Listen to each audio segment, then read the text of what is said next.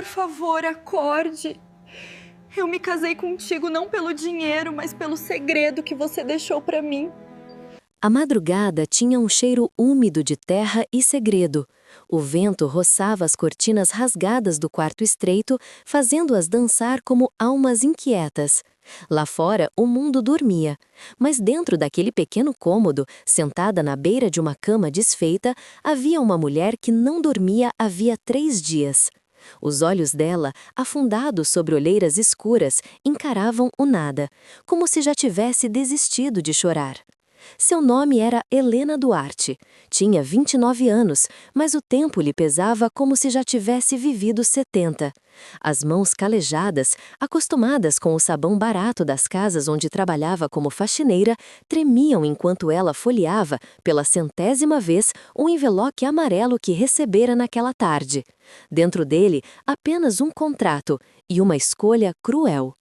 Casamento por dívida. Parecia piada, mas não ela. Se você assinar, sua família não perderá a casa, dissera o advogado encarando-a com indiferença. Mas terei que casar com um homem que nem ao menos pode me olhar, ela murmurou incrédula. Ele não fala, não anda, não reage a nada. Está em estado vegetativo há anos. Você será apenas esposa no papel. A palavra esposa ecoou como uma sentença. Ela queria recusar, ela precisava recusar. Mas a imagem de sua mãe, sentada em uma cadeira de rodas, respirando com dificuldade, e de seu irmão mais novo, com fome, foi mais forte que o orgulho. Helena chorou sim, mas não diante deles. Chorou sozinha, como sempre. Naquela mesma noite, com o contrato assinado, ela foi levada à mansão da família Vasconcelos, um nome tão poderoso quanto temido em toda a região. Diziam que os Vasconcelos eram donos de metade das terras, fábricas e decisões políticas da cidade. E agora ela fazia parte deles, como uma peça comprada. A casa não era casa, era um castelo de sombras. Portões altos, câmeras por todos os cantos e um silêncio tão perfeito que até os passos se envergonhavam de ecoar. Dentro, todos a olhavam como se ela fosse um animal exótico, impuro, comprado a preço de dó. É ela, a esposa? Cochicharam 2 empregadas, rindo por trás das mãos. Meu Deus, parece mais uma mendiga do que uma noiva. Ouvi dizer que ele nem sabe que vai casar. Helena ouviu, fingiu que não ouviu. Apertou o anel barado que o advogado lhe entregara e continuou caminhando. Foi a governanta Dona Cândida quem a conduziu até o quarto. A partir de agora, este será o seu lugar. Entre e faça o que achar necessário. Faça o que achar necessário? Como alguém poderia achar necessário diante de um homem imóvel? Quando a porta se fechou, Helena teve coragem de olhar. No centro do quarto enorme estava ele, o homem com quem acabara de se casar. Deitado em uma cama impecável, envolto em lençóis brancos, repousava um corpo imóvel. Rosto suave, barba bem feita, pele pálida e traços de alguém que um dia foi belo. Agora era uma estátua respirando. Mateus Vasconcelos, filho único dos Vasconcelos, herdeiro de tudo, morto em vida. Ela deu 2 passos à frente, sentiu os joelhos enfraquecerem. Boa noite, sussurrou, sem saber por quê. Ele não podia ouvir, ele não podia ver. Mas mesmo assim, algo na atmosfera pareceu responder, como se aquele quarto tivesse pensamentos próprios. Ela caminhou até a poltrona e se sentou, trêmula. Lá estava ela, recém-casada com um homem que jamais lhe diria sequer olá. Um homem que, segundo diziam, fora vítima de um acidente misterioso. Um homem que muitos acreditavam ser um castigo vivo. Mas havia algo estranho. Nos traços do rosto dele havia dignidade. Não havia abandono. Havia alguém ali, aprisionado. A respiração ritmada, o leve movimento das pálpebras, como se lutasse contra um pesadelo. Helena, sem entender porquê, murmurou: "Se você puder me ouvir, me perdoe. Eu não vim por amor." Um trovão rompeu o céu, as luzes tremeram. E naquela linha de silêncio, as pálpebras dele se moveram. apenas 1 milímetro, mas se moveram. Helena gelou. Ela acreditou ter imaginado, mas então os aparelhos ao lado da cama emitiram um bip diferente, como se algo dentro dele tivesse reagido à presença dela, como se ele escutasse. Isso é impossível, ela sussurrou, recuando. Mas o coração dela sabia. Aquele homem não estava totalmente perdido. Ele estava preso, preso em um corpo mudo, preso em um segredo. E agora tinha uma esposa. Foi nesse exato instante que Helena entendeu. Aquela não era uma casa, era uma jaula. E ela não entrou ali para salvar sua família. Entrara para despertar algo que ninguém jamais ousou tocar. "Quem é você, Mateus Vasconcelos?", murmurou.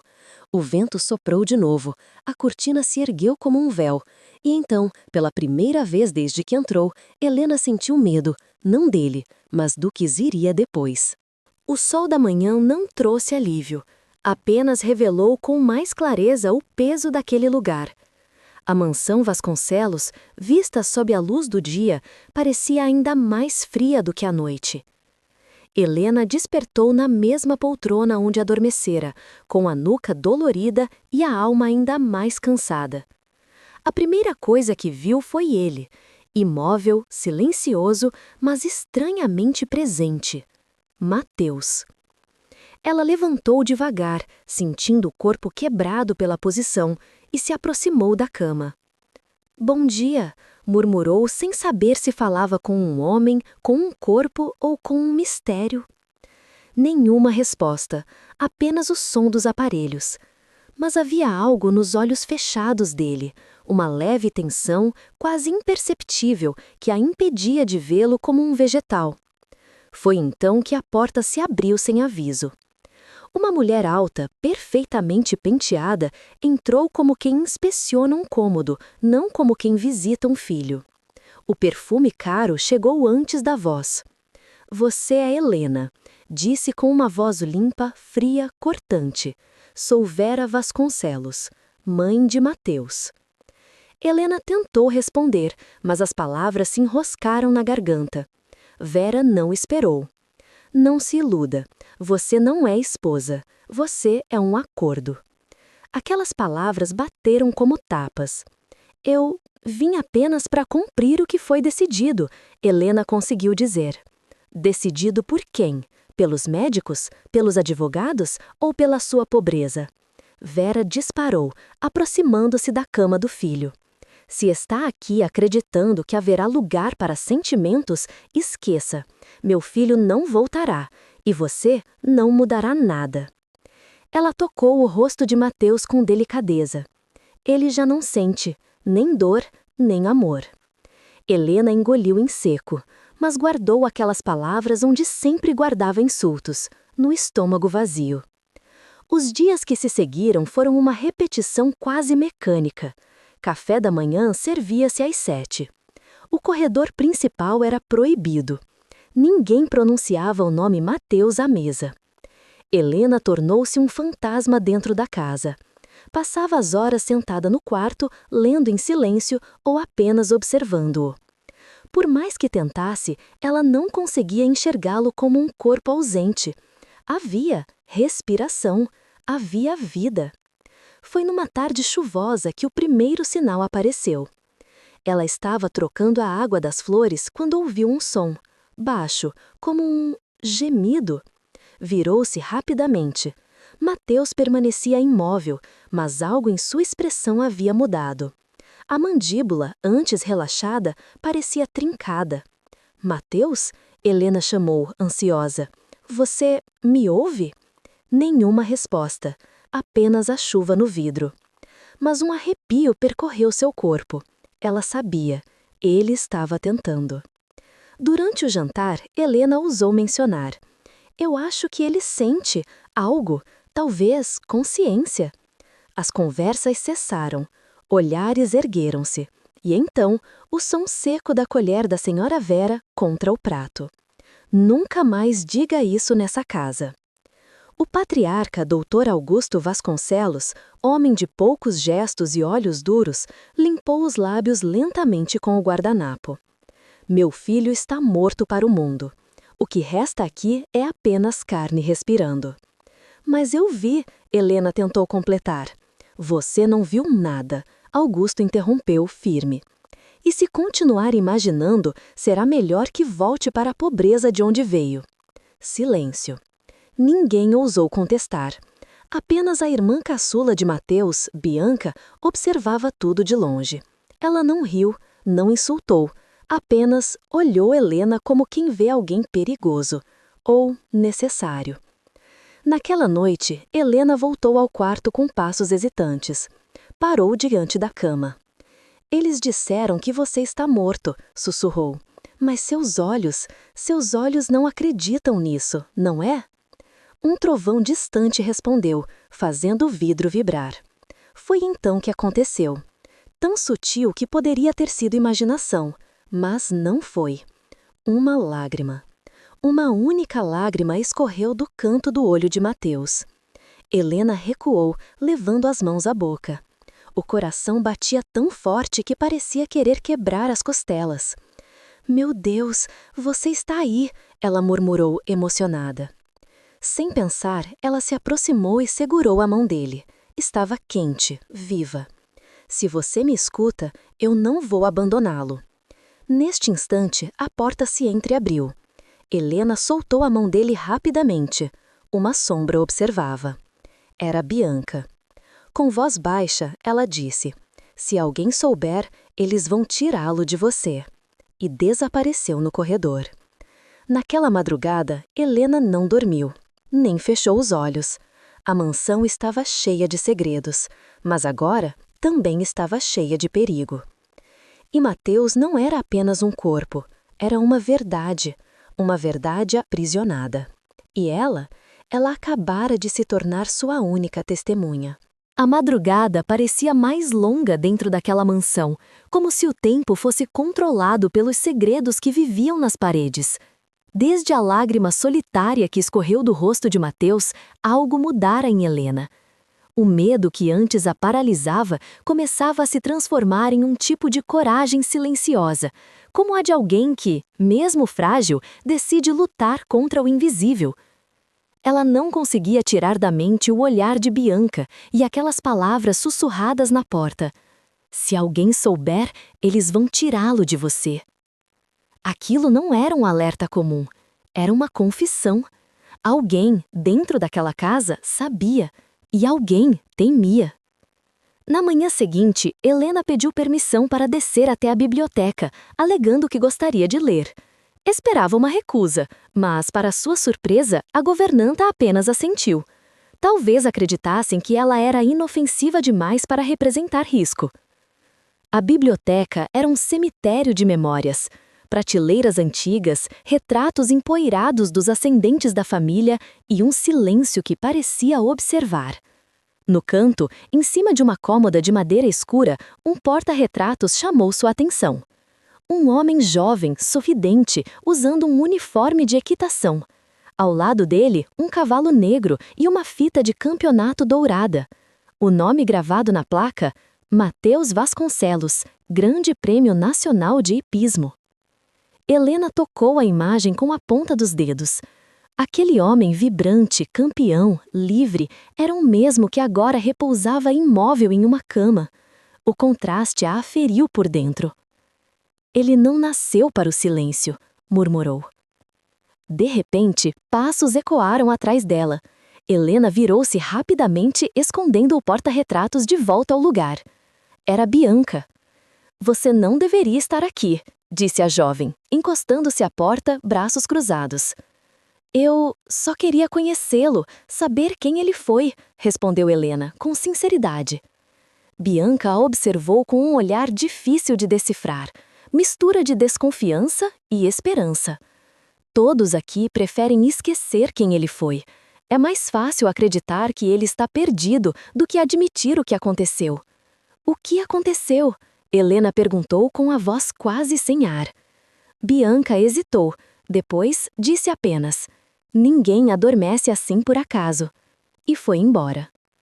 À noite, Helena voltou ao quarto mais decidida. Sentou-se ao lado de Mateus e segurou sua mão. Eu não sei se você me ouve, mas eu vou descobrir a verdade, nem que eu tenha que virar esta casa pelo avesso. Os aparelhos continuaram a pulsar, mas algo na atmosfera parecia aprovar. No dia seguinte, durante o café, uma conversa interrompeu seus pensamentos. Os documentos do velho gabinete do doutor foram levados para o arquivo, comentou um dos empregados. A patroa mandou organizar tudo antes do inventário. Inventário? Perguntou outro. Mas o doutor Augusto ainda está vivo. Está, mas não por muito tempo. Helena manteve no olhar no prato, mas suas mãos se fecharam em punho. Naquela tarde, ela tomou coragem e foi até o corredor proibido, o que levava ao antigo consultório do patriarca, Dr. Augusto. As portas estavam trancadas, mas algo chamou sua atenção. Um armário metálico ligeiramente aberto no fim do corredor.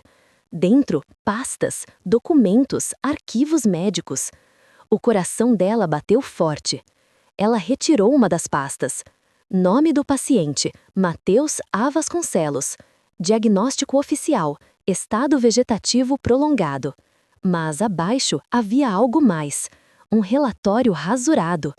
As palavras quase ilegíveis, mas uma frase destacava-se em vermelho. O paciente demonstra sinais de consciência, movimentos oculares reativos, não informar a família. Helena levou uma mão à boca. Meu Deus, eles sabem!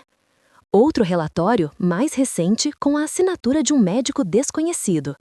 A evolução neurológica é excepcional, risco de despertar, recomenda-se isolamento absoluto. De repente, um som de passos no corredor, rápidos, firmes.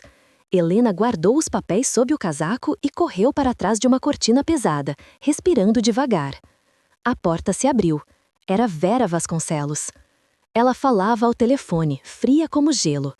Não me importam as esperanças. Prefiro um filho imóvel a um herdeiro que possa destruir tudo o que construímos. Helena sentiu o chão desaparecer. Ela não queria que ele voltasse. Ela o mantinha prisioneiro. Naquela noite, ao voltar ao quarto, Helena não chorou, não tremeu, não recuou. Ajoelhou-se ao lado da cama e segurou novamente a mão de Matheus. Eles têm medo de você, sussurrou. O que você sabe? O que viu? Que verdade tentam esconder? Então, algo incrível aconteceu. Os dedos dele moveram-se, pouco, como um sussurro, mas moveram-se. Helena sorriu com lágrimas. Eu ouvi você, e eu vou lutar por você. Ela apagou a luz, deitou-se na poltrona. Mas antes de fechar os olhos, teve certeza de ouvir. Uma respiração diferente. Quase um suspiro. O relógio marcava 2 da manhã quando Helena acordou com um estalo seco no corredor. A mansão, mergulhada em penumbra, respirava como um animal antigo, viva, mas hostil. O som veio novamente. Passos. Lentos, arrastados. Ela olhou para Matheus. O quarto continuava mergulhado em silêncio, exceto pelo bip constante das máquinas. Mas havia algo diferente. Naquela noite, o ar parecia carregar um presságio. Helena levantou-se da poltrona, aproximou-se da cama e falou baixinho. Se alguém souber o que eu encontrei hoje, eles virão atrás de mim. Mas eu não vou recuar, Matheus. Eu prometo. Na penumbra, ela juraria ter visto os dedos dele contraírem de novo. Uma faísca, uma chamada. Helena então guardou os documentos médicos em uma sacola escondida sob as tábuas soltas do assoalho. Sabia que aquela revelação poderia custar-lhe a vida, mas também sabia que era a única que podia libertá-lo. No dia seguinte, a mansão parecia inquieta. Os funcionários sussurravam entre si, como se pressentissem que algo estava prestes a mudar. Vera, com seus passos firmes e olhar afiado, surgia nos corredores como uma sombra, e onde ela passava, o ar esfriava. Durante o café, ninguém falou. Apenas os talheres se moviam, como se o silêncio fosse obrigatório à mesa. Quando Helena ergueu os olhos, encontrou Bianca encarando-a. Ela não desviou. Havia algo não dito entre as duas, um pacto invisível, ou um alerta. Você parece cansada, disse Vera, quebrando o silêncio. Passei a noite com meu marido. respondeu Helena, firme. Vera pousou a xícara com calma. Seu papel aqui é simples, estar presente, não se esqueça disso. Estar presente ou calada, Helena rebateu suavemente, mas foi o bastante. O silêncio ficou mais pesado. O patriarca, Augusto Vasconcelos, ergueu os olhos pela primeira vez. Em nossa casa, a lealdade vale mais do que a palavra. Helena respondeu apenas com os olhos. Lealdade? A quem? Naquela tarde, Helena voltou à biblioteca. Precisava saber quem havia sido Mateus, antes do silêncio. Vasculhou álbuns, artigos antigos, troféus. O nome dele aparecia em competições, discursos, jantares de gala. Mas havia mais. Recortes de jornais cobertos por pó, como se alguém os tivesse escondido de propósito. Escândalo financeiro envolve jovem herdeiro dos Vasconcelos. Investigação aponta fraude em licitações. Helena sentiu um arrepio. Eles o calaram ou tentaram destruí-lo, murmurou. Quando inclinou outro recorte, ouviu um clique. Atrás do painel de madeira, uma gaveta secreta se abriu. Dentro, um pendrive, pequeno, discreto, perigoso. Naquela noite, ela esperou todos dormirem para ir até a sala de estudos. O notebook ainda estava sobre a mesa, esquecido. Tremendo, conectou o dispositivo. Um único arquivo apareceu. Testamento de verdade, M. Vasconcelos. Helena clicou. E a tela se encheu de palavras escritas por ele, por Mateus, não por médico, não por repórter, por ele. Não, se você está lendo isto, é porque tentaram me calar, mas eu não serei enterrado vivo. Há algo podre nesta família. O império que todos admiram é construído sobre sangue e mentira. Helena levantou a mão à boca. Lágrimas inundaram seus olhos. Ele soubera. Ele previra. Meu Deus, você tentou lutar, e eles fizeram isso com você. Mais abaixo, um parágrafo cortado terminava com uma frase incompleta. Se algo acontecer comigo, não foi acidente. Helena fechou o laptop com força. O coração batia como um tambor de guerra. Ela sentiu passos. Alguém estava no corredor. Guardou tudo às pressas e apagou a luz segundos antes da porta se abrir. Era Vera. Apenas observou, como um predador. Ela não respondeu e voltou ao quarto. Mas quando abriu a porta, parou. A mão de Mateus estava caída para fora da cama. Ele nunca se movia assim. Ela correu e a segurou, com desespero.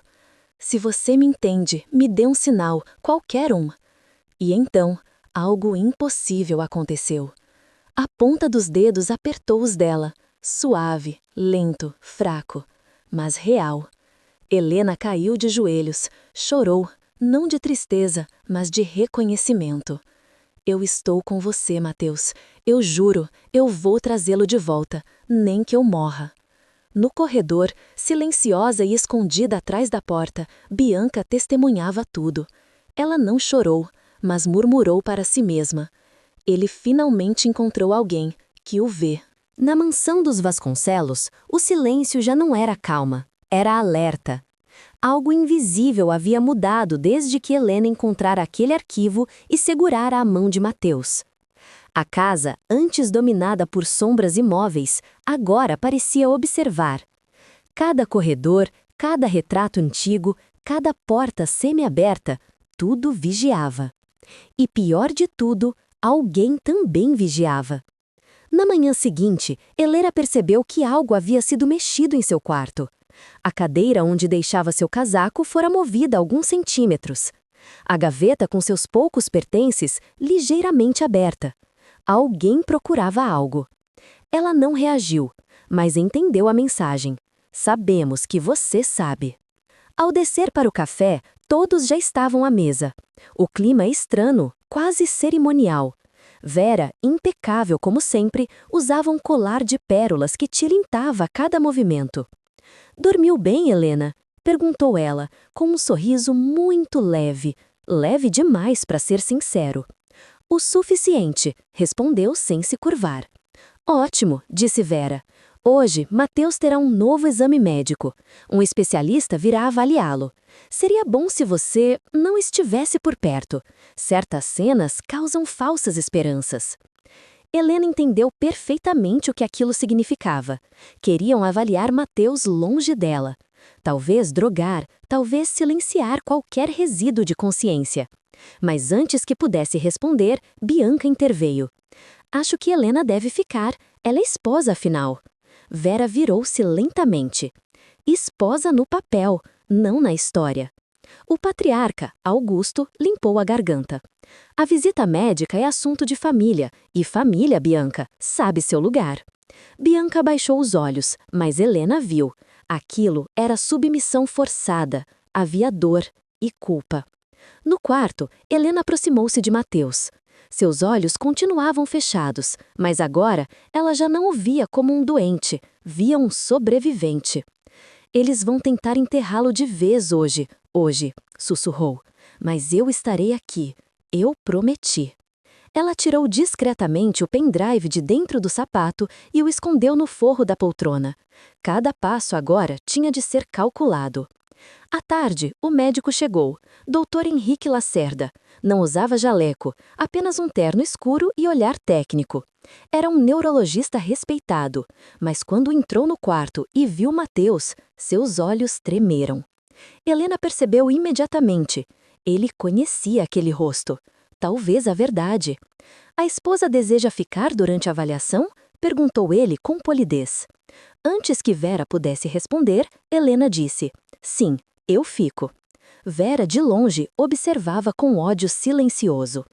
O médico ajustou os aparelhos, testou respostas neurológicas. Helena, atenta, reparou num detalhe. O olhar do médico não era de quem observa um vegetal, era de quem avalia a humanidade. Doutor, ele sente? Perguntou Helena, riscando. O médico hesitou. Os olhos dele foram até a porta, para garantir que Vera não estivesse perto. Ele não está totalmente ausente, disse, em voz muito baixa. Há sinais, residuais, raros, mas há. Por que não dizem isso à família? Ele suspirou.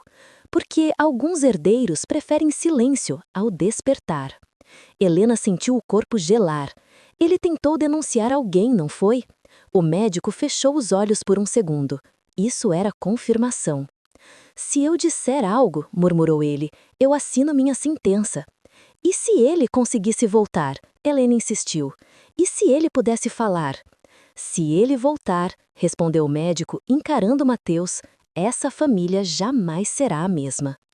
Quando o médico saiu, ela sabia não estava mais sozinha. Alguém lá fora conhecia a verdade, mas não ousava tocá-la. Ao anoitecer, Bianca apareceu à porta. Você mexeu em coisas que não devia, disse com voz trêmula. Eles destruíram seu irmão, respondeu com firmeza, e vão destruí-lo de novo, se puderem. Você não entende, Bianca sussurrou, lágrimas contidas. Mateus não foi vítima de um acidente, ele foi vítima de um acerto. Quem? Perguntou Helena. Quem fez isso com ele? Bianca apertou os lábios. O medo era visível. Não foi alguém de fora, Helena, foi alguém da família. E chorou. Naquela noite, Helena permaneceu sentada ao lado de Mateus. O vento batia contra as janelas como punhos tentando entrar. Ela tocou a mão dele. Eu não vou fugir. Agora eu sei. Você foi silenciado porque sabia demais. Mas eu vou ser sua voz. Foi então que o impensável aconteceu. A mão dele se moveu, com força. Os dedos cerraram-se nos dela, como um pedido, como um pacto. Helena não gritou, não chorou. Ela apenas disse, eu estou aqui. Eu sou a sua guerra. E pela primeira vez, desde que entrou naquela casa, não teve medo. Na mansão Vasconcelos, as paredes nunca foram tão silenciosas e, ao mesmo tempo, nunca falaram tanto. Helena sentia, em cada corredor, que algo havia mudado desde o aperto de mão de Mateus. Era como se ele tivesse voltado à superfície por um instante, e isso perturbara o equilíbrio sombrio da casa. Agora, ela não era mais invisível, ela era uma ameaça. Na manhã seguinte, o clima estava diferente. Nenhum empregado ousava cruzar seu olhar. Bianca não apareceu para o café. E Vera sorria. Um sorriso tenso, calculado, como quem aguarda um acontecimento inevitável. Helena, disse ela, derramando chá com impecável elegância. Receberemos visitas esta noite. Pessoas importantes. Espero que você saiba comportar-se. Pessoas importantes ou cúmplices, Helena retrucou, calma. O silêncio desabou sobre a mesa. Augusto pousou os talheres, devagar. Cuidado com as palavras, menina. Nesta casa, certas frases custam caro. Helena o encarou nos olhos. E certos silêncios custam vidas. Augusto nada disse, mas pela primeira vez havia algo nos olhos dele que não era apenas frieza, era medo. Naquela tarde, Helena voltou ao quarto. Ajeitou o travesseiro de Mateus, limpou seu rosto com delicadeza. Falava com ele como quem protege um guerreiro adormecido. Eles acham que sou fraca, que vim aqui por dinheiro, mas eu vim por algo maior, eu vim por justiça. E eu sei que você também lutou por isso. Foi então que ela ouviu. Um som, fraco, mas não das máquinas. Um gemido, vindo dele. Mateus, ela murmurou aproximando-se. Você tentou falar? Os dedos dele mexeram. 2 movimentos, lentíssimos, deliberados, como se ele estivesse respondendo. Helena respirou fundo. Não podia mais duvidar. Ele estava lá, preso, mas vivo e consciente. À noite, Helena decidiu investigar o quarto trancado no andar inferior, o antigo escritório de Augusto, onde os arquivos mais antigos da família estavam guardados. Se Mateus havia escrito um testamento de verdade, havia mais. O corredor estava vazio, a porta trancada. Helena já esperava, mas se assustou ao ver uma chave repousando no chão, encostada na madeira, deliberadamente deixada ali. Ela se agachou, levou a chave à mão. Bianca, sussurrou, sabia que era dela. Dentro do escritório, o cheiro de couro velho e charutos impregnava o ar. Sobre a grande mesa de mogno havia livros contábeis, armas antigas e uma gaveta entreaberta. Documentos, cartas, registros bancários. Mas o que congelou Helena foram as fotografias. Mateus em uma sala de reunião, discutindo com o pai. Mateus segurando documentos. Mateus apontando algo, furioso. E, anotado à margem de uma das fotos, com caligrafia tremida, ele vai destruir tudo. Helena entendeu. Mateus não era apenas herdeiro. Mateus era o inimigo da própria família. Ele havia descoberto algo, talvez desvio de dinheiro, fraudes, crimes, e por isso foi calado.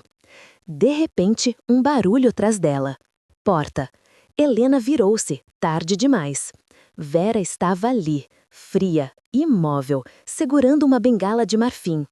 Eu sabia que, mais cedo ou tarde, você entraria aqui. Então por que deixou a chave? Helena desafiou. Porque queria olhar nos seus olhos quando entendesse, Vera aproximou-se, que não foi um acidente. Helena ficou imóvel. Vera continuou, em sussurro letal. Aquele rapaz, meu filho, tentou destruir nossa família. Proferiu a justiça, a lealdade. E agora você quer ressuscitar um traidor. Ele queria a verdade. A verdade, Vera rosnou, não constrói impérios, ela os destrói. Helena deu um passo à frente. E quem destrói um filho? Por um instante, o rosto de Vera tremeu. Dor, fúria, medo. Eu protegi esta família. Farei de novo. Antes que Helena pudesse reagir, Vera disse: amanhã você deixará esta casa. Naquela noite, Helena chorou. Não de medo, mas de raiva. Ajoelhou-se junto à cama e apertou a mão de Mateus com toda a força. Eles querem me tirar daqui, mas eu não vou. Eu juro por tudo, eu não vou te abandonar. Você não está morto e eu farei o mundo ouvir você. Nesse instante, pela primeira vez, os olhos de Mateus se moveram, sob as pálpebras, como quem tenta abrir. Helena levou as mãos à boca.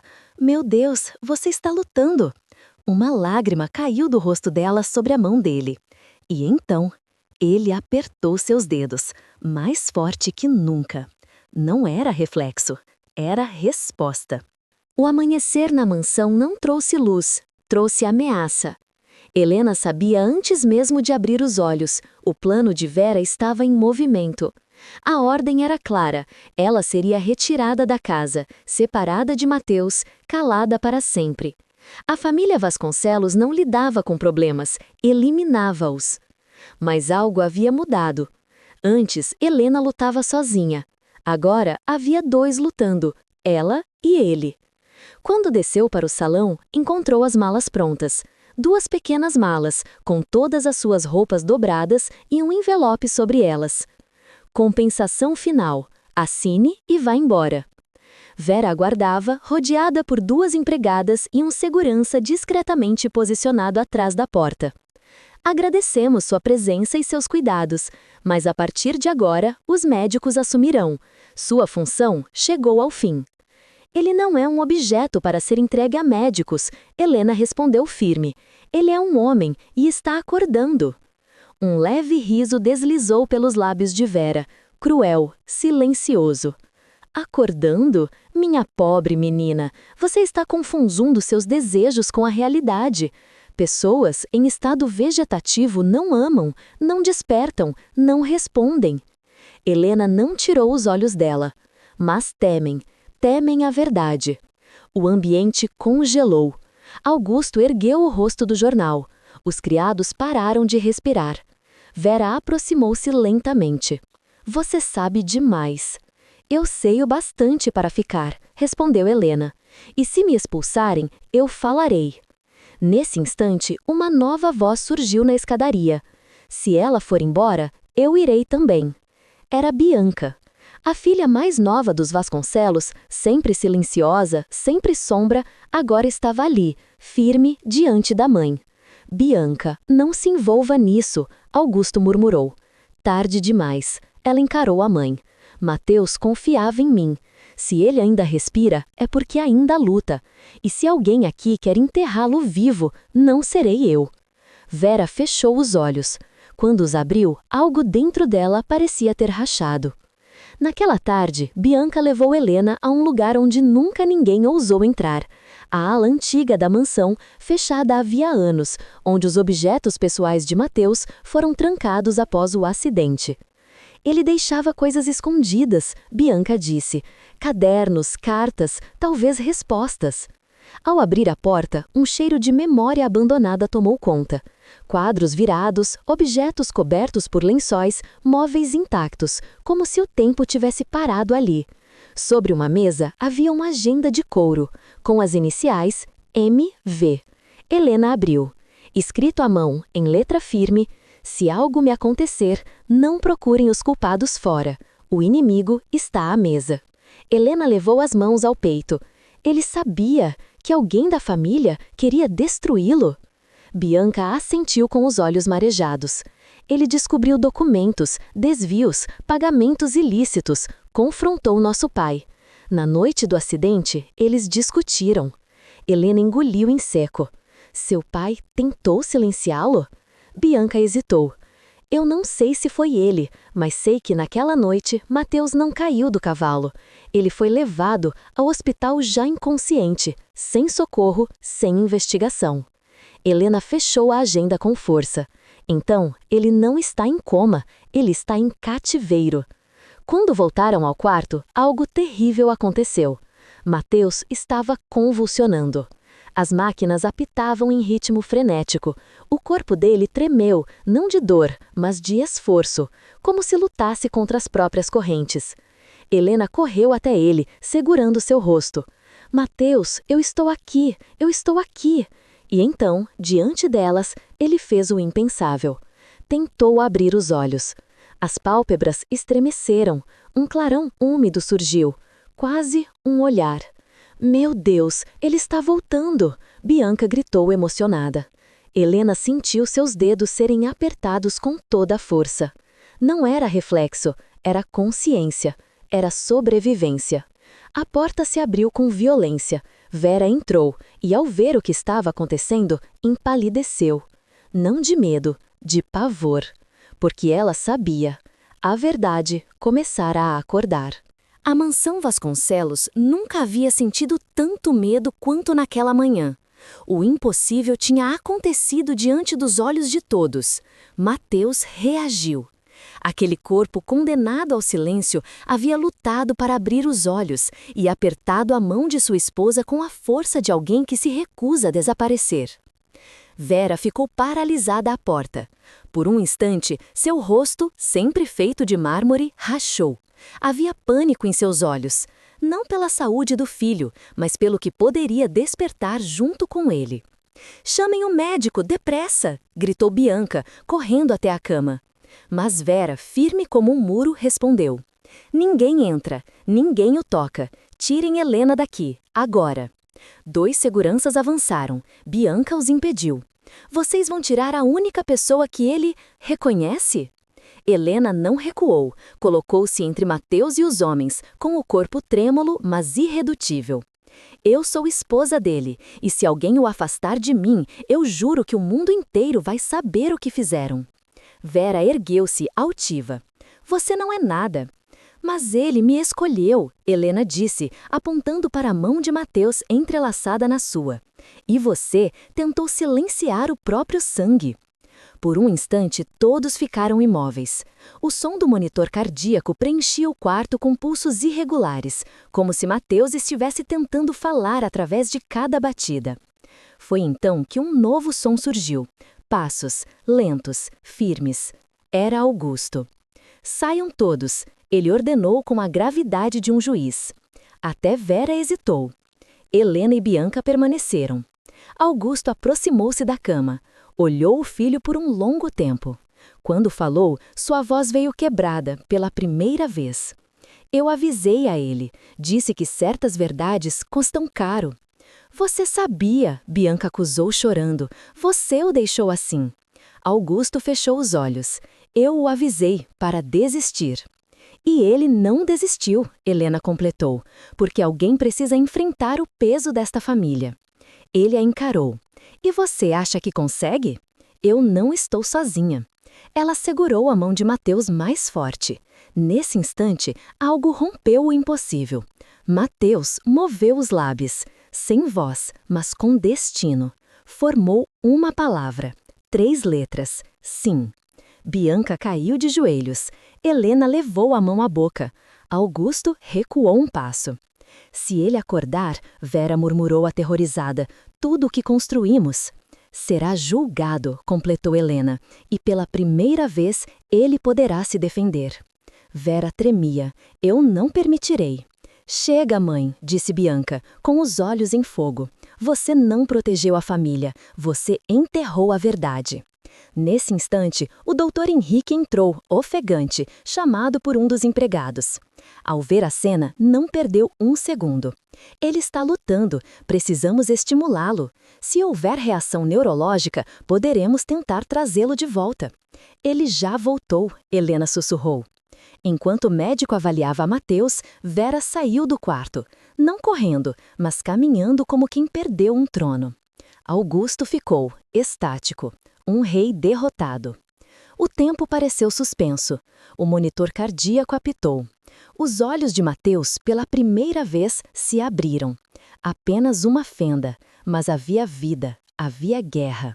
Helena encostou sua testa à dele. «Eu estou aqui.» Ele piscou, 1, 2 vezes. Ele entendeu. Meses depois. As portas da mansão abriram-se, não para festas, para investigadores.